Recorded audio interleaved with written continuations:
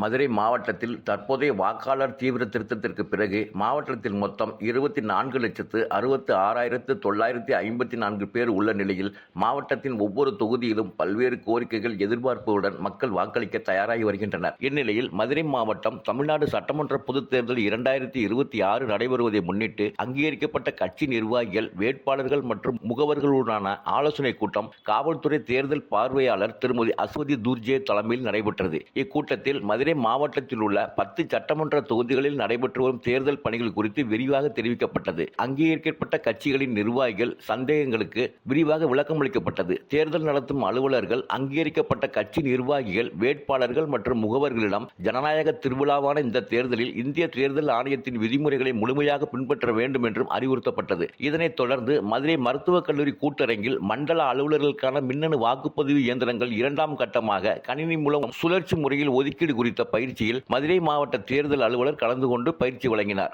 இந்நிலையில் மதுரை மாவட்டத்தில் 5 இடங்களில் நடைபெற உள்ள வாக்கு எண்ணும் மையங்களின் முன்னேற்பாட்டு, அடிப்படை வசதிகள் மற்றும் பாதுகாப்பு பணிகள் குறித்து மாவட்ட தேர்தல் அலுவலரும் மாவட்ட ஆட்சித் தலைவருமான பிரவீன்குமார் அதிகாரிகளுடன் நேரில் சென்று ஆய்வு செய்து பார்வையிட்டார்.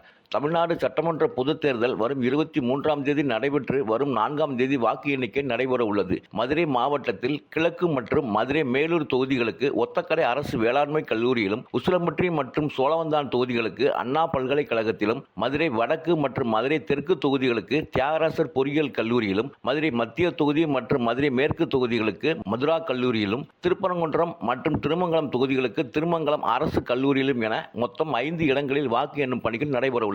இந்நிலையில் வாக்கு எண்ணும் மையங்களில் ஏற்படுத்தப்பட வேண்டிய முன்னேற்பாட்டு பணிகள், அடிப்படை வசதிகள் மற்றும் பாதுகாப்பு பணிகள் குறித்து மாவட்ட தேர்தல் அலுவலர் ஆய்வு மேற்கொண்டார். இந்நிலையில் தமிழ்நாடு சட்டமன்ற பொதுத் தேர்தலை முன்னிட்டு மதுரை மாவட்டத்தில் 100% வாக்குப்பதிவை வலியுறுத்தி பொதுமக்களிடம் விழிப்புணர்வு ஏற்படுத்தும் விதமாக மதுரை மாவட்ட நிர்வாகம் சார்பில் பல்வேறு விழிப்புணர்வு நிகழ்வுகள் தொடர்ந்து நடத்தப்பட்டு வருகிறது. 100% வாக்களிப்பை உறுதி செய்யவும், என் வாக்கு விற்பனைக்கு அல்ல என்பதை வலியுறுத்தி ஸ்வீப் திட்டத்தின் கீழ் மதுரை மாவட்ட ஆட்சியர் அலுவலக கூட்டரங்கில் புதுமையான மற்றும் கலாச்சாரத்தை மையமாக கொண்ட விழிப்புணர்வு நிகழ்ச்சிகள் மாவட்ட தேர்தல் அலுவலர் திரு பிரவீன்குமார் தலைமையில் நடைபெற்றது. மேலும் என் வாக்கு விற்பனைக்கு அல்ல என்பதை வலியுறுத்தும் வகையில் பிரம்மாண்டமான வட்ட வடிவ ரங்கோலியும் வரையப்பட்டது. ஜனநாயக திருவிழா என்ற கருத்தை முன்னிறுத்தி மதுரையின் நாட்டுப்புற பாரம்பரியத்தை பிரதிபலிக்கும் ஒயிலாட்டம் நிகழ்ச்சியும் நடைபெற்றது. இந்நிகழ்வுகள் பொதுமக்களின் கவனத்தை பெரிதும் ஈர்த்ததுடன் ஜனநாயக பங்கேற்பின் அவசியத்தையும் வலியுறுத்தியது. அதனைத் தொடர்ந்து சாலையில் 1 கிலோமீட்டர் நீளத்திற்கு மனித சங்கிலி அமைக்கப்பட்டு குடிமக்களின் ஒற்றுமை மற்றும் பொறுப்புணர்வு வெளிப்படுத்தப்பட்டது. இந்த மாபெரும் நிகழ்வு வாக்களிப்பின் அவசியத்தை உணர்த்தும் வலுவான விழிப்புணர்வு நடவடிக்கையாக அமைந்தது. தொடர்ந்து பொதுமக்கள் மற்றும் அலுவலர்கள், மாவட்ட ஆட்சித்தலைவர் ஆகியோர் தலைமையில் உறுதிமொழி எடுப்பு நிகழ்வும் நடைபெற்றது. மதுரையின் செழுமையான கலாச்சார பாரம்பரியத்தையும் புதுமையான பொது விழிப்புணர்வு முறைகளை ஒருங்கிணைத்து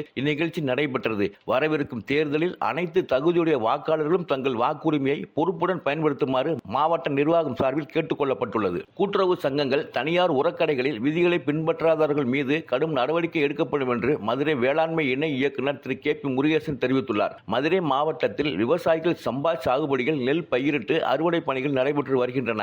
அறுவடை செய்யப்பட்ட நெல்லை விவசாயிகள் கொள்முதல் நிலையங்களிலும் விற்பனை செய்து வருகின்றனர். சோழவந்தான், விக்கிரமங்கலம், அலங்காநல்லூர், உசிலம்பட்டி, செல்லம்பட்டி உள்ளிட்ட பகுதிகளில் நெல் அறுவடை பணிகள் முடிந்த நிலையில் விவசாயிகள் கோடை நெல் சாகுபடியில் ஈடுபட்டு வருகின்றனர். இதுகுறித்து கூறிய வேளாண் இணை இயக்குநர், மதுரை மாவட்டத்தில் இதுவரை 10,000க்கும் மேற்பட்ட ஹெக்டேரில் கோடை நெல் சாகுபடி நடைபெற்றுள்ளது. இதேபோல கரும்புக்கு 2,500 ஹெக்டேர், மக்காச்சோளம் 800 ஹெக்டேர் மற்றும் தோட்டக்கலை பயிர்களான மா, கொய்யா, வாழை, தென்னை உள்ளிட்டவை 28,000 ஹெக்டேர் அளவுக்கு சாகுபடி செய்யப்பட்டுள்ளது. இவற்றுக்கு தேவையான உரங்களை கூட்டுறவு சங்கம் மற்றும் தனியார் உரக்கடைகளில் விவசாயிகள் வாங்கி வருகின்றனர். மதுரை மாவட்டத்தில் யூரியா, டிஏபி, பொட்டாஷ், காம்ப்ளெக்ஸ் உள்ளிட்டவை போதுமான அளவு கூட்டுறவு சங்கங்கள், தனியார் உரக்கடைகளில் இருப்பு உள்ளது. உரங்கள் வாங்க செல்லும் விவசாயிகள் தங்கள் ஆதார் அட்டையை அவசியம் எடுத்துச் செல்ல வேண்டும் என்றும், தொடக்க வேளாண்மை கூட்டுறவு சங்கங்கள், தனியார் உரக்கடைகளில் உரம் இருப்பு பதிவேடுகளை முறையாக பராமரிக்கவும், விதிகளை பின்பற்றாதவர்கள் மீது கடுமையான நடவடிக்கை எடுக்கப்படும் என்றும் மதுரை வேளாண் இணை இயக்குநர் தெரிவித்துள்ளார்.